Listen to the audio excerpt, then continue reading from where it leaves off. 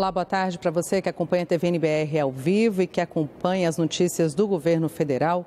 O presidente Jair Bolsonaro assinou hoje aqui no Palácio do Planalto a lei anticrime, que na verdade é um pacote que traz 3 projetos de lei com medidas contra a corrupção, contra o crime organizado e contra crimes violentos. A assinatura desse pacote de leis foi feita numa cerimônia aqui no Palácio do Planalto, que contou também com a presença do ministro da Justiça e Segurança Pública, Sérgio Moro.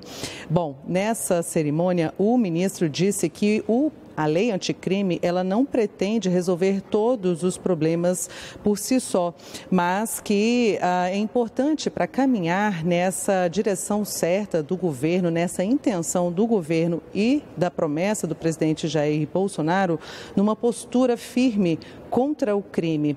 Vamos saber mais sobre esse pacote de lei anticrime, sobre essa cerimônia, na reportagem da Luana Karen. O pacote anticrime prevê mudanças em 14 leis, entre elas o Código Penal, a Lei de Execução Penal e o Código Eleitoral. Para isso, o governo propôs 3 projetos de lei. Um que altera regras da Justiça Eleitoral, outro que prevê a criminalização do Caixa 2 e um terceiro que trata das principais medidas para combater a corrupção, o crime organizado e os crimes violentos. Todos com medidas que nós reputamos eficazes contra crime organizado, crime violento e corrupção. São problemas que nós entendemos relacionados. Não adianta enfrentar um sem nós enfrentarmos os demais. Estamos destravando a nossa legislação processual para nós termos um sistema de justiça criminal eficaz, que seja efetivo.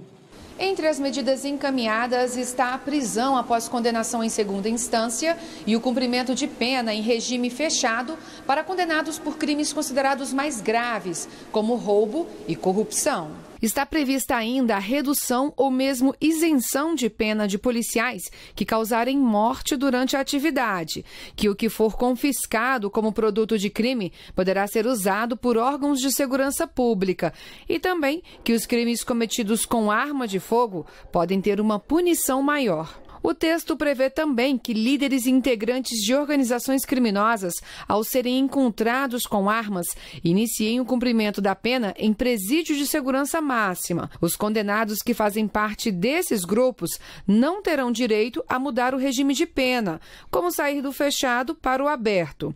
A proposta amplia de 1 para 3 anos o prazo de permanência dos líderes de facções em presídios federais. No caso do Caixa 2, o ministro explicou que o governo está aberto a sugestões e que teve o entendimento de encaminhar o projeto de criminalização de forma separada. Existe o crime de corrupção, previsto no artigo 307 do Código Penal, e existe o Caixa 2, que hoje está previsto no 350 do Código Eleitoral, que é um crime que não está muito adequadamente tipificado. E o que o governo faz, assumindo um compromisso na linha de fortalecimento institucional do Estado de Direito, é propor uma tipificação mais adequada do Caixa 2. Qual governo fez isso antes? Nenhum.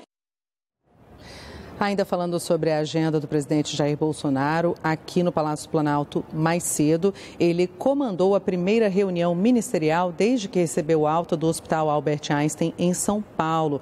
Foi uma oportunidade para o presidente detalhar e explicar a proposta de reforma da presidência à sua equipe de ministros. Ele fez isso junto com a equipe econômica, lembrando que amanhã essa proposta de reforma será apresentada ao Congresso Nacional, enviada ao Congresso Nacional.